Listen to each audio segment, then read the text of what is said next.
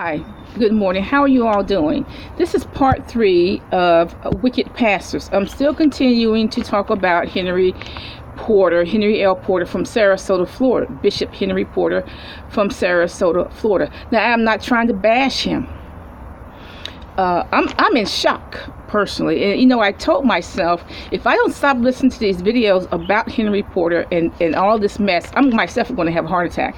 So actually I had to stop for a while even listening to these videos because it's so shocking to me, because like I said, I used to go to that church and I heard him one time only.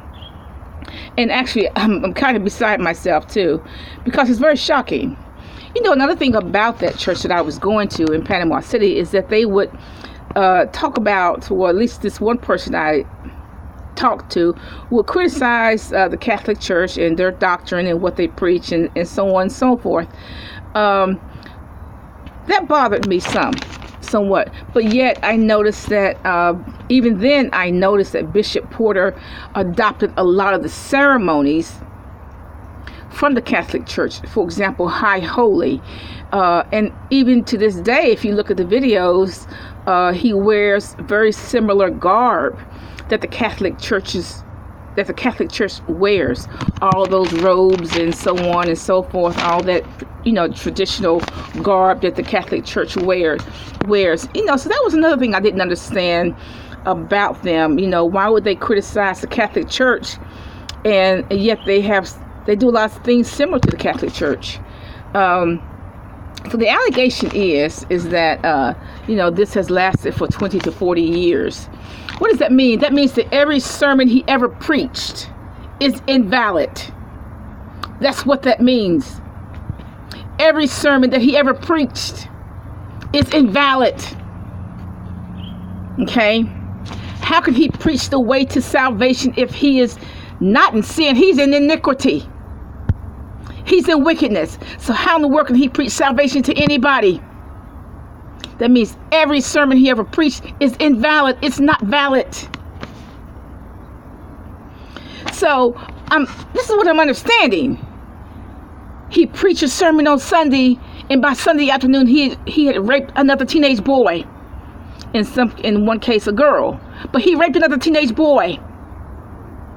So he's preaching on Sunday morning, and by the time Sunday afternoon get here, let's say 4 or 5 o'clock, he had already raped at least one boy in his office. That's what I'm understanding. This is perversion. What does that mean? That he's been hell-bound for 40 years. So how can the world he preach to anybody about the salvation, about the way of the Lord? How can he preach to anybody? He's been hell-bound for 40 years. If this allegation is true, that he's been doing it for 40 years at least. So how can he preach to anybody? He's been hell-bound. How can you preach to anybody if you're hell-bound yourself? That makes no sense. Now, people say, well, he saw visions and everything. Well, that could be just an egg sandwich talking. That's just an egg sandwich, okay, when you see visions. Now, his wife, Cynthia, she passed away in 2005. I'm not bashing her.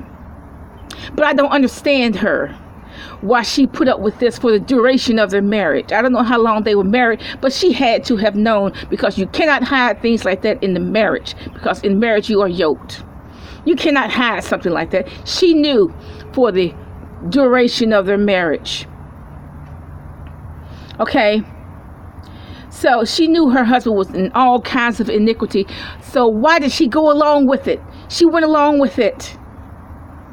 But you know what? Even now, I know a first lady that has a husband that preaches, and he's in all kinds of iniquity. He's in all kinds of wickedness, and she always goes along with it. She goes along with it. She just is, as far as I can tell, she's just as wicked as he is. But I don't understand why Bishop Porter's wife, Cynthia, went along with this sin. I really don't understand it. Why didn't she just say, I quit? Why didn't she just say to marriage, I quit? I can't do this. I can't preach to people and have a church and you're in sin and iniquity. I don't understand her. Okay. Was their marriage a lie? I don't know. I can't judge that necessarily. But I'm saying if he's been doing it for 40 years, that has to include the duration of their marriage. Was their marriage a lie? Okay. Was the whole marriage a lie? A lie. It could have been. I don't know. But I just don't understand. He's been held bound for 40 years. How can he preach salvation to people? He's been held bound. He needed deliverance himself. I just don't understand any of this. That means every sermon he ever preaches is invalid. It's not valid. Nothing is valid. Nothing is true and nothing is valid. And it's a tragedy for everybody. Everybody in the church knew, and they went along with it. Those stupid black people still give money to a pastor that's held bound.